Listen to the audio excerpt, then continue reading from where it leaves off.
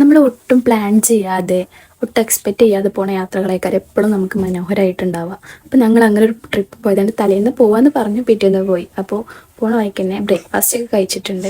ദേ നമ്മൾ ചുരമൊക്കെ കയറി ഊട്ടി പോവുകയാണെന്ന് പറഞ്ഞത്. ഊട്ടിയിൽ എവിടെ പോകണം, എങ്ങനെ പോകണം, അങ്ങനെ ഒരു പ്ലാനും ഇല്ല. ജസ്റ്റ് ഒന്ന് പോവുക, കറങ്ങുക, കാഴ്ചകളൊക്കെ കാണാൻ, അത്രേ ഉള്ളൂ. നമ്മൾ ഒരുപാട് പ്ലാൻ ഇട്ട് അതൊന്നും നടക്കാതായി നമുക്ക് ഭയങ്കര വിഷമാവില്ലേ. ഇതാകുമ്പോൾ പ്രശ്നങ്ങളൊന്നുമില്ലല്ലോ. നമുക്കിഷ്ടമുള്ള സ്ഥലത്ത് കൂടെയൊക്കെ പോവുക. ഊട്ടിയിലെ ഗ്രാമങ്ങളും കൂടെയൊക്കെ പോയിട്ട് പിന്നെ കൂനൂർ പോയി. എന്നിട്ട് അവിടുന്ന് നല്ല തണുപ്പത്ത് നല്ല ചൂടുള്ള മാഗി കഴിച്ചു. മാഗിക്ക് ഇത്രയും ടേസ്റ്റ് ഉണ്ടെന്ന് ഈ തണുപ്പത്ത് കഴിക്കുമ്പോഴാണല്ലേ നമുക്കറിയാം. അങ്ങനെ ഇതാ ഒരുപാട് ഗ്രാമക്കാഴ്ചകളും അടിപൊളി വ്യൂവും കോടയൊക്കെ ആയിട്ട് നല്ല അടിപൊളി യാത്ര ആയിരുന്നു. ഒരുപാട് റഷൊന്നും ഇല്ലാതെ പീസ്ഫുള്ളായിട്ട് ബൈക്കുമ്പോൾ ഇങ്ങനെ കറങ്ങി ഇതായി കോടയൊക്കെ കയറി വരുന്ന കാണുമ്പോൾ തന്നെ നമുക്ക് എന്തോ മനസ്സിനും ഭയങ്കര സമാധാനമാണ്.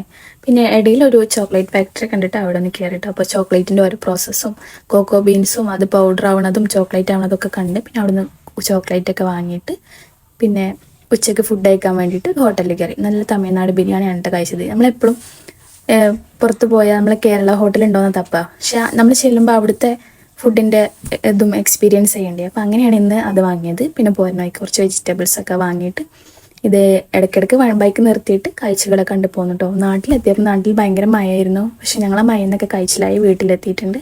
അപ്പോൾ എൻ്റെ യാത്രകളൊക്കെ ഇഷ്ടപ്പെട്ടിട്ടുണ്ടെങ്കിൽ വീഡിയോ ഒന്ന് ലൈക്ക് ചെയ്ത് സബ്സ്ക്രൈബ് ചെയ്ത് സപ്പോർട്ട് ചെയ്യണേ. Thank you.